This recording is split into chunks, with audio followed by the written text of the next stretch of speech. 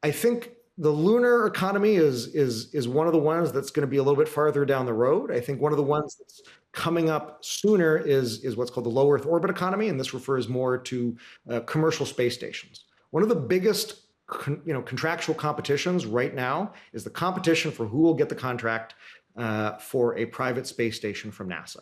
So NASA already, starting in 2010, as I mentioned, privatized commercial human spaceflight with the Commercial Crew Program. That resulted in the SpaceX Dragon capability and the Boeing Starliner capability.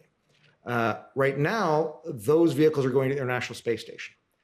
The plan, however, is to retire the International Space Station, the latest date that's been thrown out being 2032. After that point, there would be, in theory, one or more fully commercially owned space stations.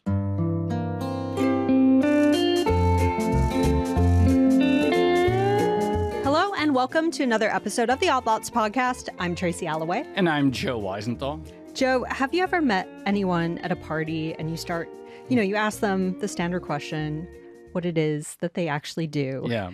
And you just get a response that kind of blows your mind. It's something that you've never even thought of before. First of all, can I say my favorite question at parties is, what do you do?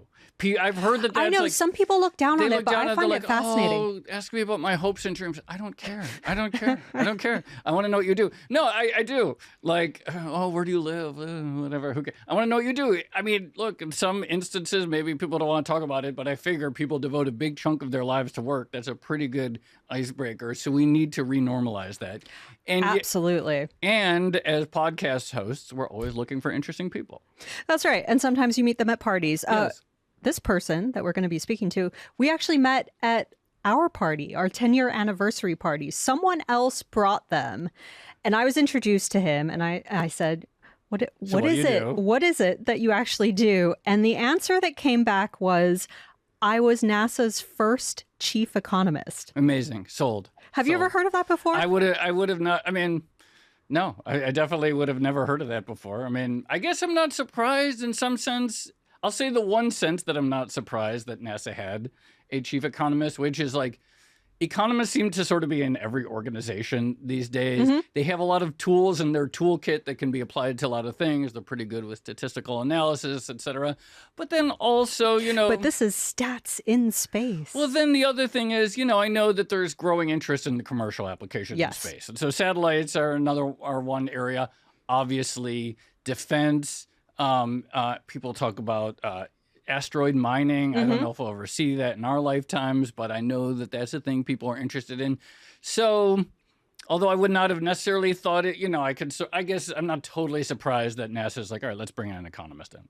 Well, I was pretty surprised. I guess I'd never thought about it in detail I'd never before. thought about it either. But it turns out that not only does this role exist, but it sits at the sort of intersection of, I guess, a lot of public and private investment in space exploration. And we've talked about this before, this idea that NASA has perhaps been ceding a lot of territory in many ways to private capital, SpaceX especially. Yeah. We've done tons of industrial policy episodes at this point and what the benefits are of government investment versus, again, private capital. And so I'm very excited to talk space economics. Let's do it. Truly the perfect guest. We're going to be speaking with Alex MacDonald. He served as NASA's first chief economist, as I said, and he is now a senior associate at the Aerospace Security Project at CSIS, the Center for Strategic and International Studies. Alex, thank you so much for coming on Odd Lots. Thank you so much. It's a pleasure to be here. Thanks for coming to our party, too. Yeah, that too. Yeah, that was a good party. I enjoyed it. Thank you. Awesome. Excellent. So, obvious question first, I suppose. What does a chief economist at NASA actually do? The position of chief economist is essentially one of the kind of three independent technical advisors to the administrator. I'll point out that all three of those positions were basically canceled at the beginning of this Trump administration, but they had been essentially people who'd be brought into the agency to advise the administrator on technical issues related to economics, chief economist, technology, chief technologist, and science, chief scientist. These are not positions that are responsible for implementing programs. They are essentially independent technical advisors to the head of NASA. NASA is a $25 billion agency. It has 10 different centers across the US. It has international partnerships. And of course, it has an extensive amount of contracts for the private sector. And so the role of the chief economist is essentially to advise the administrator of NASA on whatever the administrator of NASA needs advice on. But it tends to be related to what are the markets that we're seeing? What level of investment can we expect in a given sector? Has this company actually raised money, or are they perhaps maybe misrepresenting? These are all questions that come up in procurement and in strategy. I started at NASA in 2008. So that was when the space shuttle was still flying. We were beginning to think about partnering with the private sector. SpaceX had received its first essentially contract from NASA, but it had not launched anything to space yet. So as you can imagine, over the last 15 plus years, the role of the private sector has become very significant within NASA's portfolio. And as a result, economic analysis became one of the types of internal services that essentially the senior leadership at NASA decided they needed. That was fantastic. Just real quickly, backing up even further, why you in that role? What were you doing prior to that role such that you got brought in for this? So for me, space economics was a real passion. I remember very distinctly 2005 when I was a master's degree student in economics up at the University of British Columbia in Canada. And I remember two things that happened that year. One was the flight of Spaceship One. This was the first privately funded, privately built spacecraft to take humans above the von Karman line, above 100 kilometers, which is the kind of international definition of where space starts. And I remember as an economist kind of saying, that's unusual. How long have we been building our own spacecraft and doing that with private money? That started my PhD into the long-run economic history of space exploration. That became my first book called The Long Space Age, essentially on the economic history of where the money came from for astronomical observatories. And when you look at that, one will find some very interesting parallels. For example, the people who built the largest telescopes in the early 20th century, these are the Mount Wilson and Mount Palomar observatories, they were funded by Andrew Carnegie and John D. Rockefeller, the two richest people in America at the time. Sound familiar? So this was a type of parallel that a number of us were starting to think about in terms of how are we going to get new money onto the table to advance our objectives in space exploration. And then the second thing that happened in 2005 was essentially the announcement of what was then called the Vision for Space Exploration. And this was the George W. Bush era plan to return to the moon, build a moon base, and ultimately use the capabilities to go to Mars. And that basically told me that eventually we're going to need economists in space, because if you're building a permanent habitat somewhere else outside of Earth, yes, that's a technology problem. Yes, it's an engineering problem. It is also an economic development problem. You're going to need to think about where the revenue source is going to come from this. Where might you see, cost savings for new types of technologies? And so I had decided to go pursue space economics as a field, did my PhD in that. I used to joke that once you do a PhD in the economics of space exploration, there's nowhere else that can really employ you other than NASA. These days, there's such a growth in venture capital and private equity investment in space that actually it's a bit of a booming field, to be honest. So I started my work at NASA Ames's Research Center. So this is one of NASA's 10 centers out in Silicon Valley. And I was brought out there to essentially start doing some of the economic analysis related to venture capital. How do we leverage these private companies?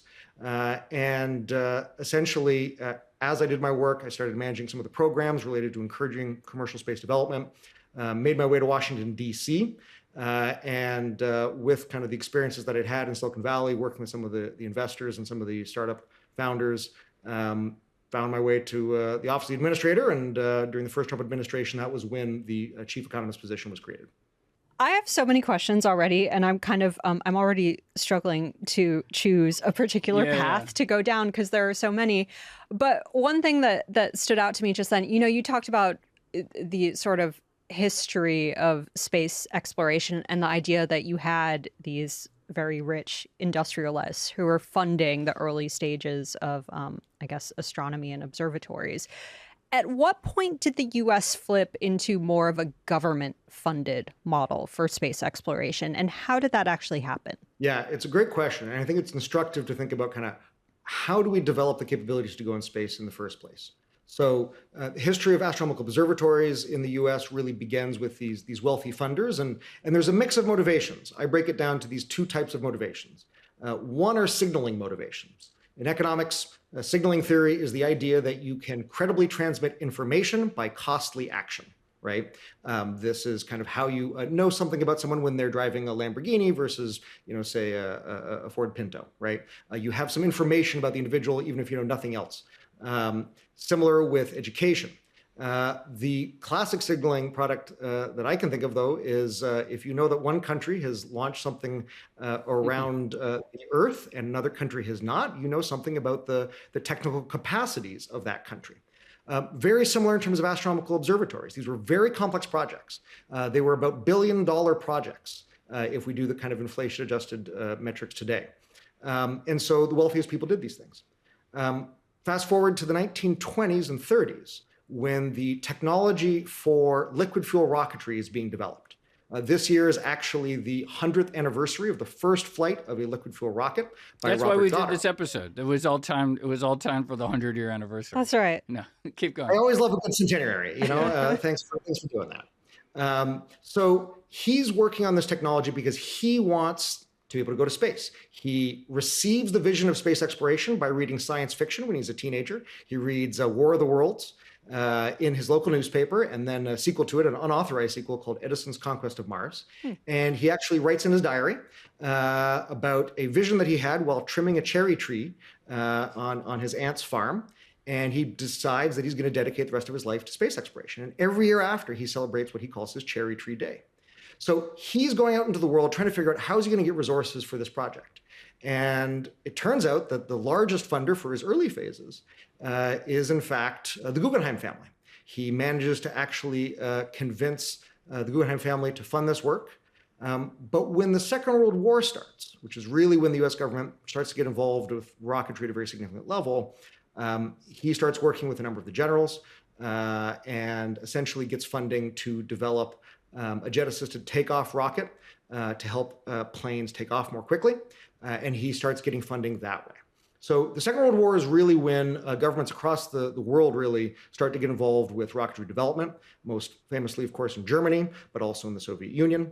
And so after that point, the technology for rocketry is essentially co-evolving as a weapon system and as a technology for taking humans off of the Earth. That's really when the US government gets involved. NASA gets created in 1958 after the flight of Sputnik. And then you have the kind of dual development of essentially the civil program, which is what NASA is, as well as Department of Defense programs. And both of them are roughly kind of equivalently funded for quite some time. Well, why don't we talk then about the flip side or the other direction? You mentioned that when you were at NASA, we still had the shuttle program. I've never understood, I mean, why do we get rid of that? Like, why aren't we still launching shuttles and so forth?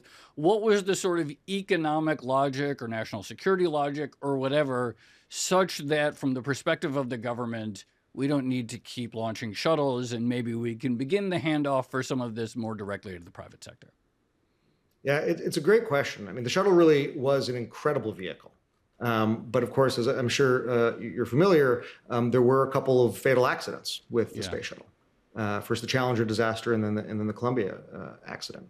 So essentially the decision was made after the Columbia accident that there was no way to make the vehicle sufficiently safe at a regular rate of flight that would be economical. And that it was time to move on to a safer, more economical form of human spaceflight. What's interesting in many ways with the development of vehicles like Starship is that the idea originally behind the space shuttle is very much the same idea that is now motivating the development of Starship at SpaceX. Low cost, fully reusable aircraft-like operations. That was not ultimately achieved in the space shuttle. You can look back at the original economic estimates for what NASA thought they would be able to fly the space shuttle at, and they turned out to be rather optimistic relative to what was delivered. We'll see where we get to on Starship. But I think it's just important to recognize that it's really part of the same engineering and kind of economic capability thrust, shuttle to Starship. It's the same idea. We want low-cost, reusable aircraft-like operations so that we can do more in space. Ultimately, the shuttle was deemed to be no longer safe after the Columbia accident. Blue Ribbon Commission was kind of fielded, and they decided that it was time to move on to what then became the Commercial Crew Program. And that came around at the beginning of the first Obama administration. At the time, it was very controversial.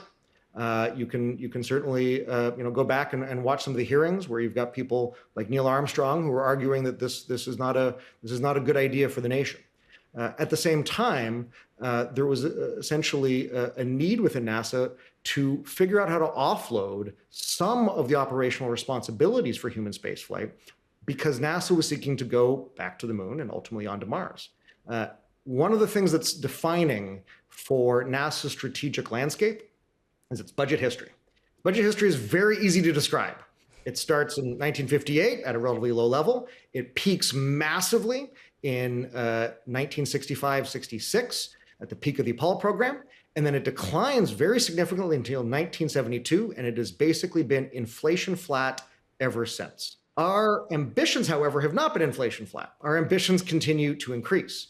And so as the agency has been figuring out how do we achieve our ambitions, we figured that we would basically partner and figure out how to leverage commercial capabilities and private investment.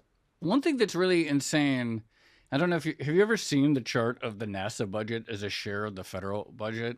It's unbelievable. Oh, In the mid 60s, over 5% of the entire federal government budget, at least according to this chart that I pulled up on Reddit just now.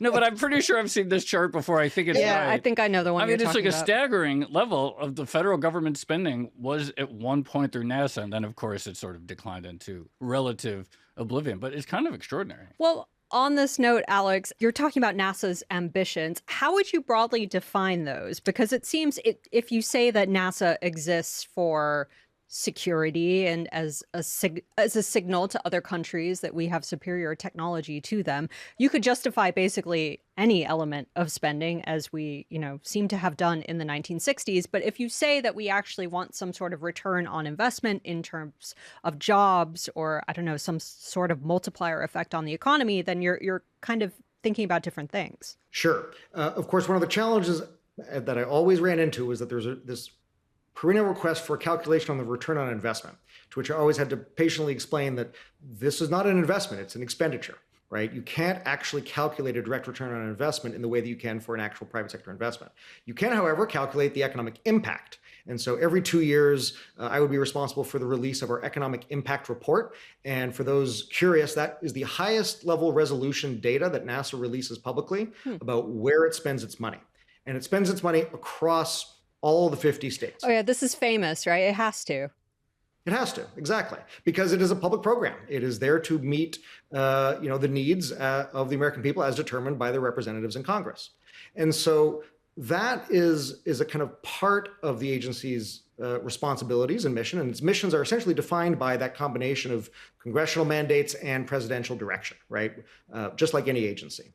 And so what have been the consistent requests by Congress and presidents to NASA? Well, over the last 40 years, let's say the post-Apollo era and even the post-Shuttle era, we are now on the third attempt to return to the moon and build a permanent habitation there. The first was called the Space Exploration Initiative under George H.W. Bush. Then it was, as I mentioned, the Vision for Space Exploration under George W. Bush. And today we are working on the Artemis program, which I was intimately involved with. And essentially, it is very much, we're using a different strategy now than we've used in the past, but it was essentially the same interest. There's only one world relatively nearby, only 3 days away. That is the moon. There's also only one planet nearby that you can plausibly land on. That is Mars. I happen to personally be a big fan of flybys of Venus. But that's actually kind of counterintuitively because it is so when impossible. You say personally, you don't mean that you're, flying past Venus yourself, right? Just in theory. I'd be happy to, but I don't think I've got the billions for that. But the benefit of Venus is that it is literally so hot and high pressure that it is impossible to land on. So it stops both engineers and politicians from trying to. That's actually a benefit from a program management perspective sometimes. But anyways, the real goal continues to be Mars, because Mars you can land on, and there is increasing signs of the potential previous life having been on Mars. We continue to learn a lot by our robotic missions there. There's starting to be some very interesting indications that there may have been life there in the past. It's a very interesting world. And of course, NASA also does robotic missions out to the outer planets. The moons of Saturn and Jupiter are truly some of the most incredible objects, in the night sky in our solar system, right? You have moons like Io that have volcanoes that spew lava hundreds, thousands of kilometers above the surface of these planets. You have worlds that are actually ocean worlds underneath these massive ice caps like Europa and Enceladus. Enceladus has water geysers, so it's actually possible to imagine building a probe that could just kind of land under one of these water geysers, open up an aperture, and then assess what might be in that water. And then one of my favorites, of course, is the moon of Saturn, Titan. Titan is the only moon that we have that has an atmosphere. It's actually, you can't really see through it, but it does have lakes, except the lakes are not water, they're made of methane. Oh. And we now have a mission on the books, Dragonfly, which is for me one of the most exciting missions that NASA is doing, to send a robotic helicopter to this moon of Saturn and explore it to learn about this different type of liquid cycle based on methane rather than water. It's a fascinating solar system, and one of NASA's core mandate is to explore that. And I could keep go on. You've also got the largest number of Earth scientists employed by one agency in the world. Huge amount of the climate data that the world relies on comes from NASA. It also is responsible for aeronautics basic research. A lot of the basic research for fundamental, green aviation, electric aviation is funded through NASA. So it has a huge mandate, which is why, at the end of the day, NASA is always looking for ways to make that tax dollar go farther, leverage partnerships, leverage private sector investment. That was great. And I just want to say, I'm very pro going to space. I'm very pro landing on the moon again. I think it'd be really cool if in my lifetime someone landed on Mars. I think it's very cool, but why? So if there's going to be private money invested in this, other than the fact that, okay, maybe there can be a return from the private dollars because they're getting public dollars because they could do more, from the Economist hat, is there a rationale for some of these projects that you see beyond just, this is very interesting and cool? Yeah, there's Could a number. Could it ever turn into return on an investment in the classic sense? So the most classic example that I have of where the economic return, came from some of these types of investments really does come from the Apollo program and the early rocketry development in the 1960s.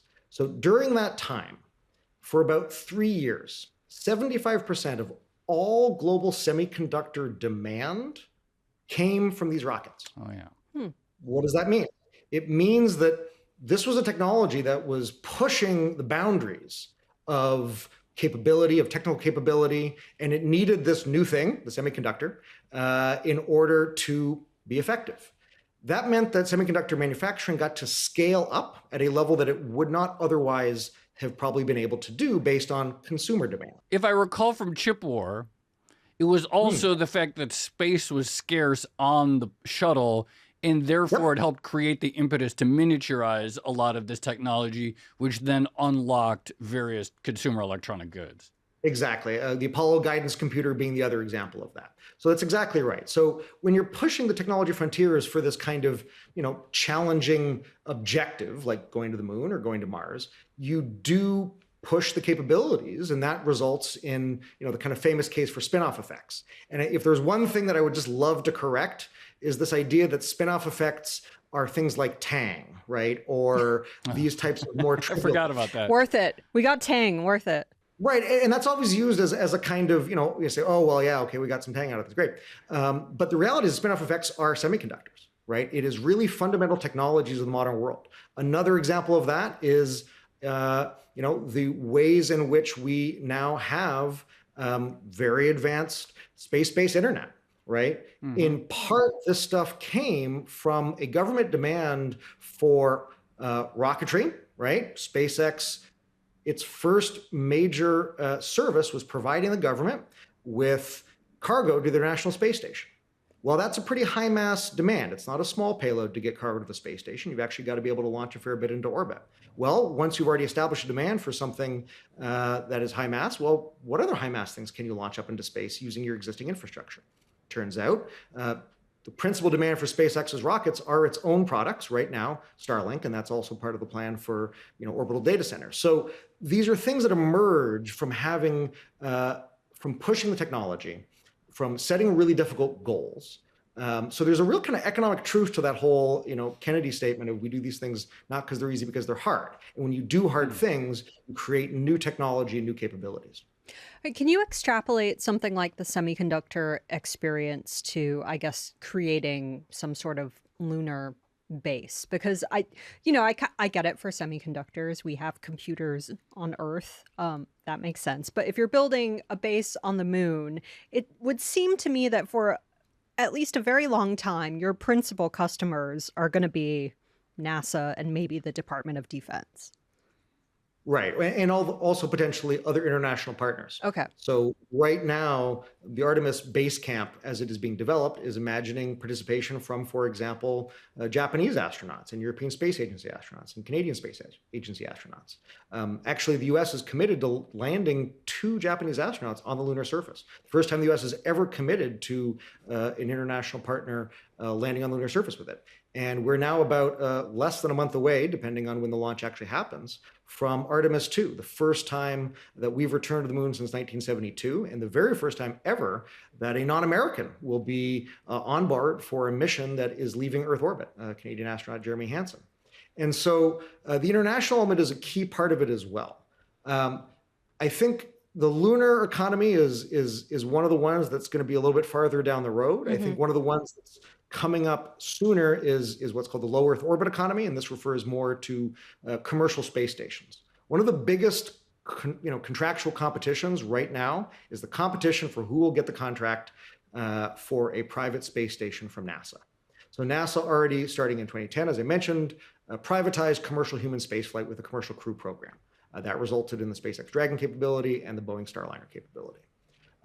Right now, those vehicles are going to the International Space Station.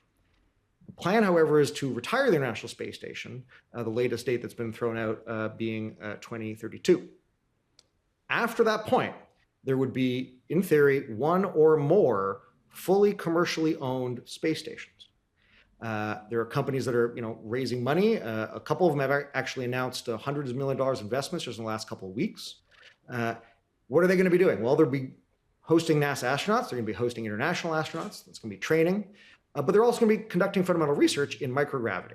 Microgravity is a very interesting phenomenon because not only do you have no gravity, but because you have no gravity in a pressurized environment, you also have no convection. And that allows for different phenomena than you see on Earth. So for example, you're able to grow crystals larger. You're able to develop things like fiber optic cables, more pure, that may increase the transparency of them. We are still searching one product that we can actually make in space sufficiently profitably and make it again and again and again. We're still in the R&D phase. And we've been working on it for a long time. So it may be a while before we see one of these things. But there is a huge research effort going on across the world to figure out how do we leverage the removal of gravity in the production of many things. And semiconductors is one of the other areas that we're starting to see a lot of investment in. So I think that one is easier to understand. It's pretty hard to maintain a zero gravity environment on Earth, pretty close to the source of mass. But when you're flying around the Earth, you inherently have that property. And people are really exploring how we can make new use out of it and make new products. It's going to be an interesting race, Tracy, to think like who is going to make something economical first. sort of that zero gravity space or anyone in crypto? Which industry will deliver something of economic value first? No, but for real. So speaking of actual economic value, and you briefly alluded to it in one of your answers, one of the things you hear is data centers in outer space. And, you know, like Elon is very bullish on it, but of course he has a rocket company, so he would say so. I can't tell, is this like just thing that like people on podcasts and Twitter like to talk about? Or from your perspective, from what you could tell, is there a real plausibility that given intense compute demands, and I have to imagine it's like maybe the cooling bill is a little lower up there, that maybe this could be like a real thing? Yeah, obviously one of the currently, hot debates within, engineering economic analysis in space, how much sense does this make? There's actually been a few folks who put on really, really good calculators online. So you can kind of look up, Orbital Data Center online calculator.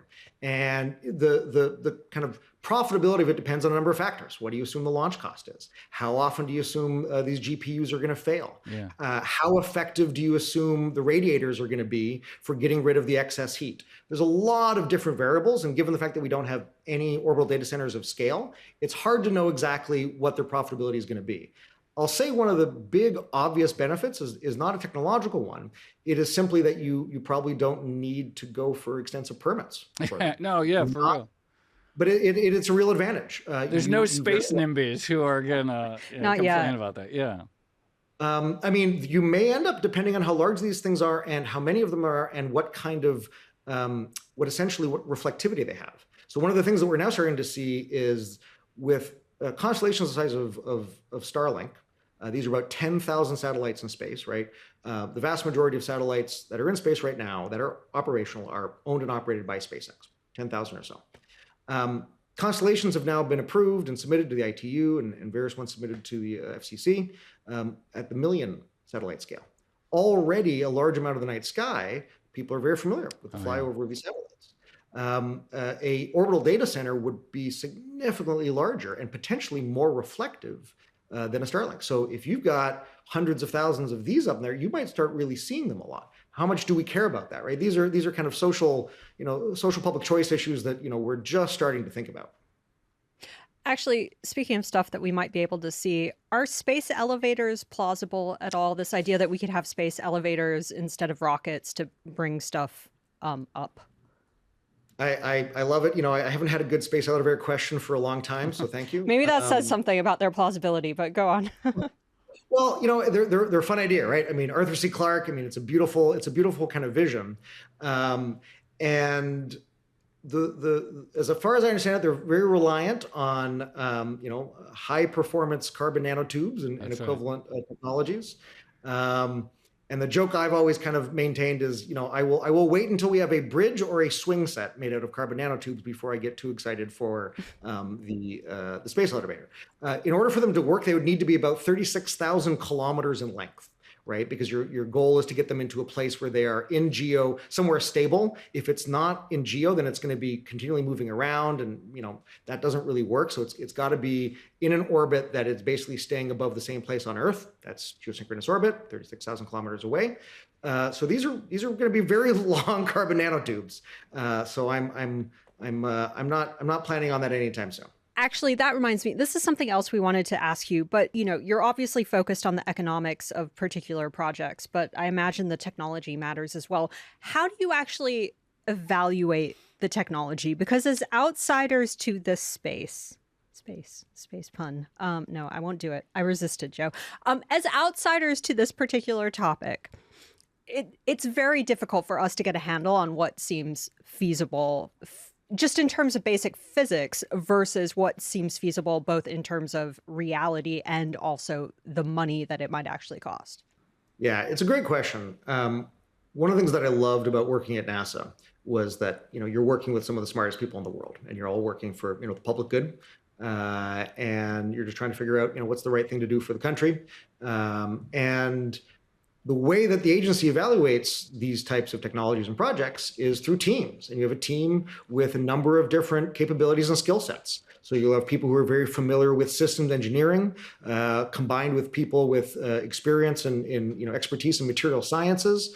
Throw in an economist, throw in a lawyer, and you all, as a team, evaluate, what is this? What would it take to make this thing real? What benefits would it have?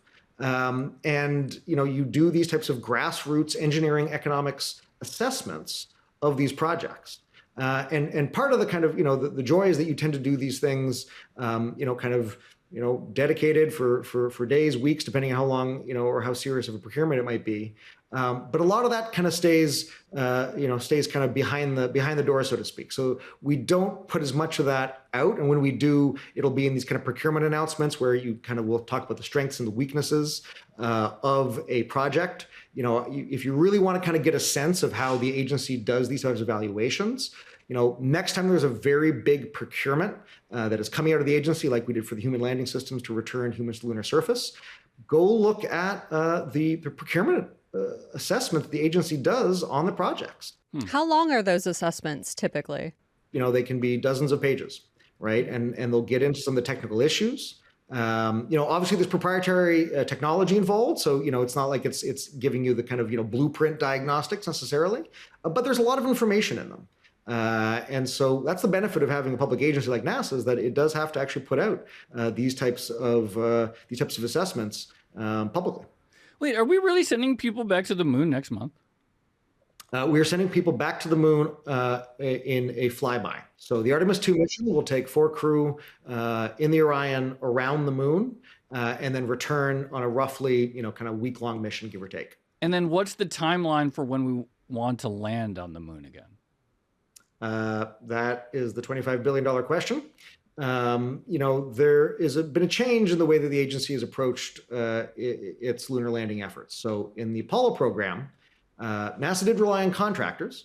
It relied on Grumman, the Grumman lander system that they built, but that was ultimately owned and operated and kind of managed by NASA, right? Mm-hmm. With the shift to commercial services and operations, that is not the case right now for NASA's landing plans. The landers are owned and operated and managed as services by SpaceX and Blue Origin. And so there isn't quite the same level of insight and kind of certainty, and you might say that, there's some arbitrary certainty in kind of government timelines, which is absolutely true. But we don't quite know at the same level. For example, NASA has not clarified publicly how many refueling flights they expect to be needed for a first lander of Starship, in part because that depends on the performance of Starship, and we don't quite yet know. We're still waiting on the version 3 flight coming up here in the next month or two. So there's a lot of uncertainty around when that landing would be. The NASA administrator, Jared Isaacman, just announced a change to the Artemis campaign, inserting a flight in between this next flight of Artemis II and the projected landing. And that would be equivalent to the old Apollo kind of 9 mission, where you're going to test docking the lander with the crew module in low Earth orbit. The agency suggested actually that if both landers are ready, the Blue Origin and the SpaceX lander, maybe a low Earth orbit Orion might dock with both of them. So long way of saying there's still a number of technical steps that need to go. I think the agency has targeted 2028 for a landing. But we will see. The architecture for a lunar landing this time is not as simple as it was in the Apollo program. It involves a lot more launches to the point where we don't yet quite even know how many. Talk to us a little bit about Elon Musk has a Mars obsession, and he's not just interested in exploring whatever lakes or potential. He's actually talks about colonizing Mars, but I don't totally get that. I'm sure I could read a book on it. In fact, I think there is a famous book that inspired everyone. I got to read that. But there's no oxygen up there. It must be pretty miserable. What's the idea behind actually living on Mars? And does that seem, and I have to say, just to back up for a second, I don't think we'll ever see a space elevator in our life, but I absolutely think there will be one eventually. And if it happens in 1,000 years, that's a very short time in the grand scheme of things for human history.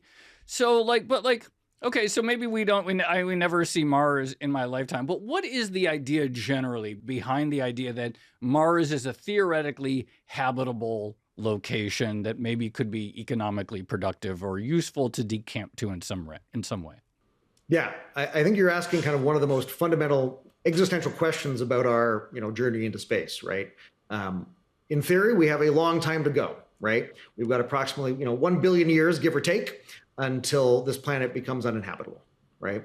And so ultimately, as H.G. Wells would have it, it's all the universe or nothingness, right? Either we manage to escape the planet of our origin and we have further experiences and expansion and adventures out amongst the stars, or we don't. So part of the long-run vision is that eventually humans will figure out how to leave not just our planet, but our solar system. However, we do not have a real good understanding of how we would at all make that possible today. And so part of the thought is we're going to need to learn how to live out in space for extended periods of time. The longest that we live in space these days is about 1 year. There have been Russian missions in the past that have lasted longer in low Earth orbit, but our medical docs these days at NASA pretty much don't clear anyone beyond 1 year. So the idea of going to Mars has kind of developed over the centuries. For a long time, we thought that it would be much more habitable, right? We thought there might be oxygen there. There isn't. There's a really good book that's come out in the last couple of years called City on Mars, which really kind of goes through some of these things that you're talking about, which is, that really might not be that nice of a place to live. When you ever get the question, where do you want to go? I often say Venus because it's kind of a 1 year and back mission, because ultimately I want to stay on Earth. It's literally where all of the restaurants are, right? There are restaurants anywhere else in the solar system. And so there's a kind of sense of that frontier mentality that I think appeals to some people's narratives, even if they don't necessarily spend a lot of time on any frontiers themselves. And I think that idea of going out to a new world and learning from that world is also a different related motivator, right? There is a scientific interest of exploration. What can we learn from this genuinely different alien world? And what can we learn about ourselves by learning to live on it for decades, centuries? There's a cultural argument that some of my friends kind of really like, which is this argument that goes back to Arthur C. Clarke, which is that fundamentally it's about getting variation in humanity, variation in the cultures of humanity. What will we learn? What kind of different humanity will emerge from life on other worlds? We don't know.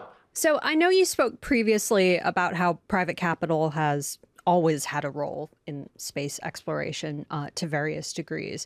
But when you look at 2026, I think some people would argue that a lot of territory has been ceded to private companies like SpaceX. When you think about your framework of looking at this, are there certain places or things or missions that you think are better for federal funding to take on versus private capital? Yeah. For me, the big determinant is whether or not this is something that is going to require public dollars for essentially the foreseeable future, right? That there really aren't options as far as we can, kind of reasonably assess for there being private markets. So for example, on launch vehicles, there were private markets, right?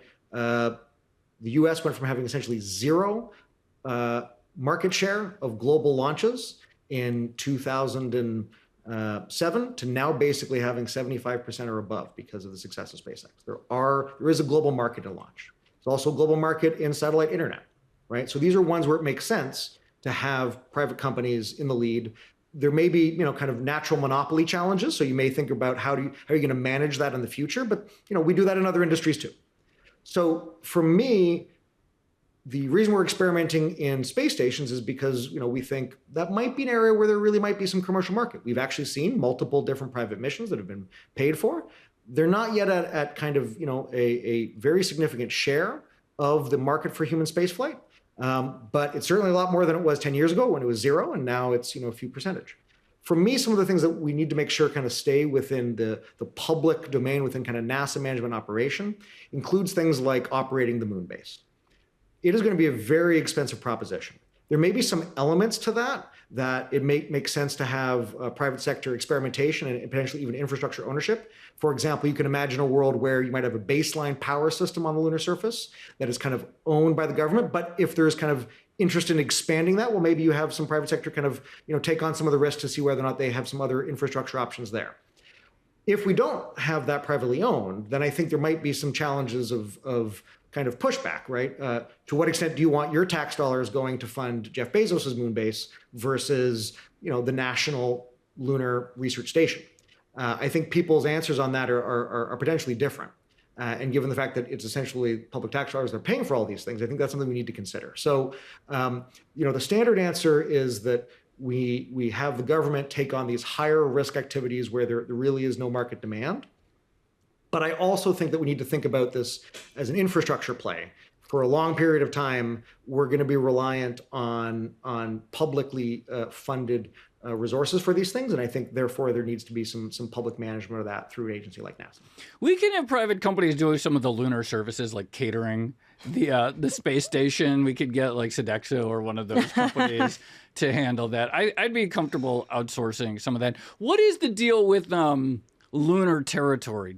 Have governments tried to claim slices of the moon? Let's say it was a U.S. base station on the moon. Would we then say that is American property, that area? What is international law established with regards to claims on the moon or elsewhere? Great question. So this was actually resolved in the 60s with the Outer Space Treaty, 1967. So prior to any human landing on the moon, essentially the powers of the world, including the Soviet Union and the US and China, all decided we don't want the same type of kind of territorial acquisition scramble that we've seen in human history to take place on the moon. So there was an agreement that essentially there will not be any assertion of national territory, and under national law, there are no private sector actors. So essentially there won't be any ownership of territory. However, there is ownership of the assets that you put there. So any moon base that you put there, any physical infrastructure would be American infrastructure. But just like in Antarctica, there are provisions within the Outer Space Treaty to allow other countries to come and visit these facilities. They can notify and say, we'd like to come visit your facility to make sure that there isn't any untoward military activity happening there. So there's this principle of reciprocity of visitation that's established. And the idea that we can also mine has already been established. So what I always like to say is that no matter what business idea that you have on the lunar surface, you can probably engage on it right now if you can make the case, with the exception of property speculation. If you want to go build a hotel on the moon, you can afford to do it, and you can just put it down. You'll get the license to do it. You don't own the territory, but you can put it there. If you want to mine something, the Space Act of 2015 that was approved by Congress and signed into law established that if you mine it, essentially you own it, right? So if you take something from the lunar surface, that's been established. The Artemis Accord signatories have all basically signed up to that. So that's now a very popular proposition around the world. And if you think about it, we've already established that. When we brought back rocks from the Apollo program, no one debated that the United States could essentially do what it wanted with that. And US gave it out to countries around the world, used it for scientific purposes. So we've already established a lot of those principles, but the idea that there's going to be territory is one that currently the Outer Space Treaty, I would argue, thankfully, kind of establishes is not one that we're going to be competing over. How often do you think about the economic impacts of an alien invasion? Only on Fridays. Is this not like a thought experiment that they assign to all NASA economists? It's a great point. When the agency reestablishes the position, we should absolutely make that a requirement of, reporting out on that. Obviously, an alien invasion would probably be pretty catastrophic. I would certainly recommend to any listeners, the Three Body Problem series by Chit. If they haven't read it, it's absolutely fantastic, and makes a pretty clear case that it'd be a rough time. All right. Alex, thank you so much for coming on Odd Lots. Thank you for coming to our party. I'm so glad we actually met, and I did get to ask you the question of what it is that you do. So really appreciate it. Thanks. It was a real pleasure. Joe, that was fascinating. I mean, Yeah, part of great. me just likes hearing what we're up to now when it comes to space exploration. And the answer, it turns out, is, a decent amount. There were so many questions that we didn't even get to. I kind of wanted to ask for an economist's take on the procurement process of NASA as well. But we're going to have Alex back on. Procurement is actually, I want to do more on that specifically, because I imagine that there's a lot of sort of small startups in both the sort of space and defense area. I mean, we know there's a lot of defense tech startups, and I assume there's a lot of space tech startups. How you actually evaluate those ones. I mean, it's actually really impressive thinking about funding, backing SpaceX in 2008. Yeah. When it was long before they had sort of proven that they could do reusable rockets at scale. And now we've all seen the videos and they still blow my mind every single time. That was a really good bet. And it was like, I'm sure a lot of people thought that that was completely implausible or whatever very recently in history. So that's pretty extraordinary. I'm still, and I think that's right. I looked up this chart again on the Wikipedia page. 4.5% of one point, the entire federal budget was NASA, which just seems like so hard to believe right now that this was like a really big part of what the government was spending money on. Well, this is the thing. If you couch it in existential terms, then, the upward limit of your budget becomes, I guess, not infinity, but, 4%, pretty good. I do wonder, it does not seem implausible to me that we have another Sputnik moment with China. I mean, what if tomorrow they're like, oh, we're landing. This is the other thing I want to ask about how NASA differs from China's space agency. But look, what if they're like, oh yeah, we have someone landing on the moon next week or something like that. It seems plausible at some point. China suddenly builds a space elevator. We find out about it. They figured out reusable rocket too. You know what the name of their reusable rocket is? What? The Long March 10. Really? Yeah. That's good. Yeah, it's a good name. Anyway, I thought that was a great conversation. And I just want to say, I'm pretty skeptical of the fact that anytime soon we're going to get actual economic productivity out of space, whether it's from mining or, I don't know, maybe the data centers thing will happen. But I'm still pro spending money on going to space just for the sake of it. I think it's inspiring if we saw some people land on the moon and hang out there for a while. Well, I mean, it would be in such better video condition. You know what I'm saying? It wouldn't be those, we could see it in high def and they could do stuff instead of those grainy things that maybe some people were shot on a set. Joe, why don't you just use AI to pretend to be on the moon? No, I want to see it. Would you go? To the moon? Yeah. It depends on how far developed that particular technology is. I would definitely go. I mean, as long as they thought it was plausible and other people were going, I'd go. Yeah. I would need a certain amount of successful missions before I agree to. You'd be on the first one. Yeah, I'd be on the first one. Let's do it. Yeah, all right. Well, in the name of odd lots, maybe I would consider. Yeah, do it for content. For content, that's right. Okay, shall we leave it there? Let's leave it there. This has been another episode of the Odd Lots podcast. I'm Tracy Alloway. You can follow me at Tracy Alloway. And I'm Joe Weisenthal. You can follow me at The Stalwart. Follow our producers, Carmen Rodriguez at Carmen Armand, Dashiell Bennett at Dashbot, and Cale Brooks at Cale Brooks. And for more Odd Lots content, you should definitely check out our daily newsletter. You can find that at bloomberg.com/oddlots. And you can chat about all of these topics 24/7 in our Discord, discord.gg/oddlots. And if you enjoyed this conversation, then please like the video or leave a comment, or better yet, subscribe. Thanks for watching.